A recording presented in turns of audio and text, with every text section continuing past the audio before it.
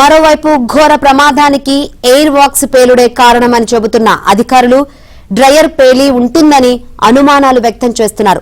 సమగ్ర దర్యాప్తు తర్వాతే పేలుడుకు కారణాలు తెలుస్తాయని చెబుతున్నారు.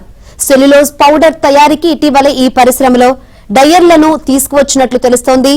వీటిలో టన్నుకు పైగా సెల్యులోజ్ పౌడర్ ఉత్పత్తి అవుతుందని సమాచారం. ఇందులో వేడి తీవ్రతను స్థిరంగా ఉంచేందుకు ఫర్నేస్ ఆయిల్ ను వాడతారు. సెల్యులోజ్ పౌడర్ డ్రైయింగ్ సమయంలో డస్ట్ కాంపాక్ట్ కారణంగా వేడి తీవ్రమై వెంటిలేషన్ లోపంతో పేలుడు జరిగి ఉంటుందని పారిశ్రామిక నిపుణులు అనుమానిస్తున్నారు.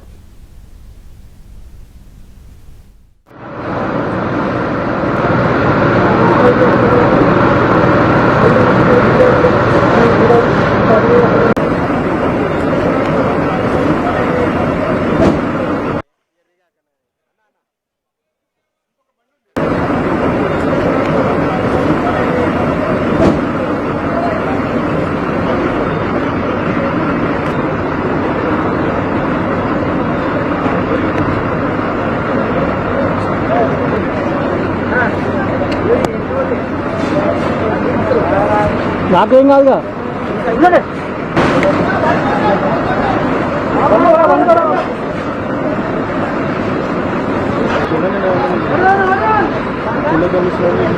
లైవ్ ఫ్రేమ్ ఉందంటే పిచ్చన్ లెక్క